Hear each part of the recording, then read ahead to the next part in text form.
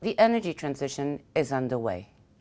The largest contributor to the reduction of CO2 will be energy efficiencies, but they will not be enough to meet climate objectives.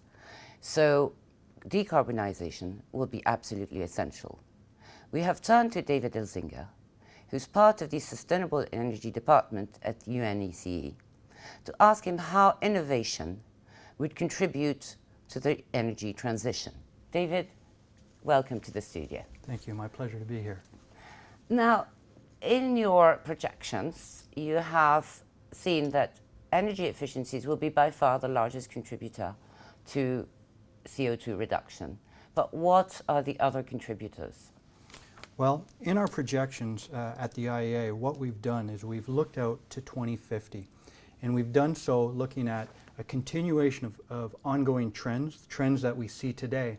But then we've also looked at a scenario where we meet long-term climate goals by reducing emissions throughout the energy sector. And as you've said correctly, energy efficiency is the largest contributor. But what we need to do is not only use less energy, but also decarbonize the energy that we use. And this is important across all sectors, from power generation to transport to industrial use and in households and buildings. And this is not going to use just one technology. It's going to use a broad range of technologies, including CCS, renewables, bioenergy, and cleaner fossil fuels. David, innovation can really change the landscape. One example is Germany. What lessons can we learn from the German example? Yeah, Germany has made significant progress and shown significant leadership in the area of photovoltaics. And photovoltaics have been evolving and innovating over the last 40 years. And the real contribution that Germany has brought is a support mechanism that encourages innovation. It is flexible such that when the costs were higher, the level of support was higher. But as more technology was deployed, the costs came down. And as these costs decreased, so did the level of support decrease. And what this does is this encourages the private sector to continue to innovate. If they want to continue to make money and continue to make good margins, they need to bring down their costs. So by deploying more, the costs come down, and so does the support mechanism. It's a feedback loop that encourages further innovation. So that's a very important lesson to remember for further or other types of innovations. Absolutely, and I think what is important here too in the work that we do at the UNECE is to take some of these best practices and help other countries who are just starting on their deployments of renewable energy and other technologies, bring those best practices to them so that they can leverage those and apply them in their own country. In spite of all efforts, and even in the best case scenario, fossil fuels will not disappear.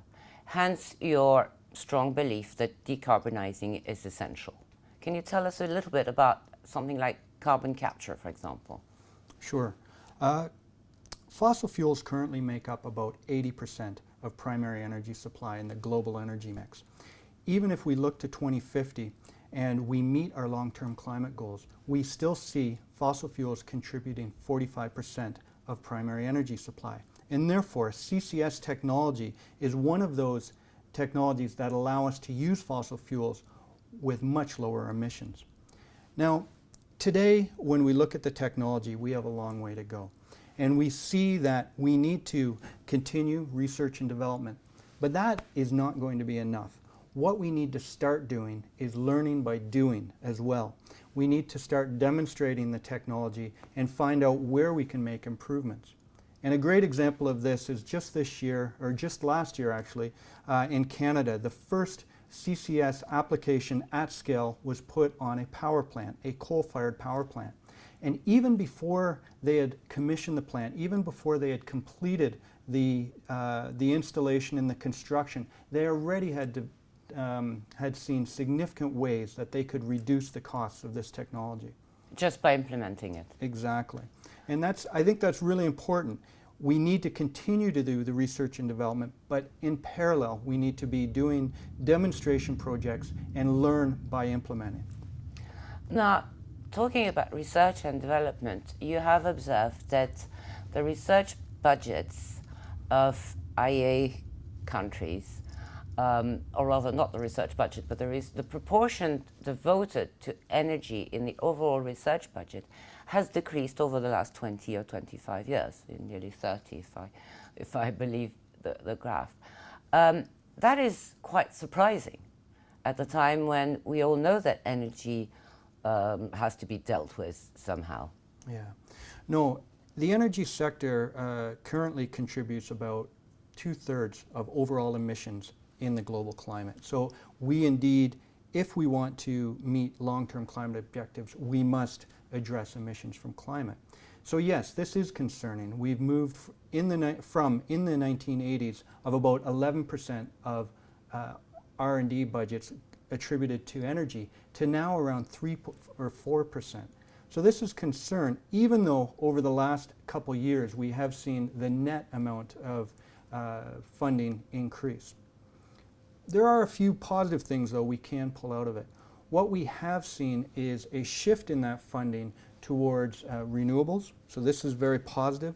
And also, a lot of the funding that is in the fossil fuel sector is now being applied to CCS technologies. So there is some positive developments.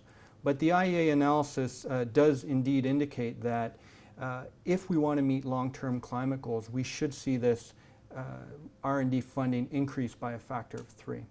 Now, one country that is investing heavily in research and development in general, but we don't know how much in energy, is China.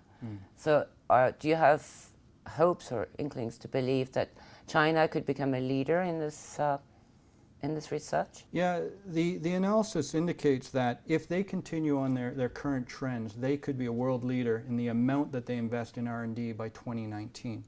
So what this shows is that a country like China has clearly identified that technology is going to play a very important role in our future. And what we need to also see from this is that when we look in the energy system, we see that the majority of the emission reductions and the investments in energy infrastructure are going to happen in emerging economies in developing countries over the next 40 years. So this is very important for developed countries who today have much of the technology and are continuing to develop more technology, to really look towards these countries and find out what are their needs, how can they support that development. Because if we're going to meet long-term climate goals, we need to see sustainable energy development happen in those countries. And this really emphasizes the work that we do in the UNECE by looking to our developed countries, such as the United States and the European Union, finding best practices in those areas and bringing those to the emerging economies that are also part of our membership. David, thank you for joining us today. My pleasure.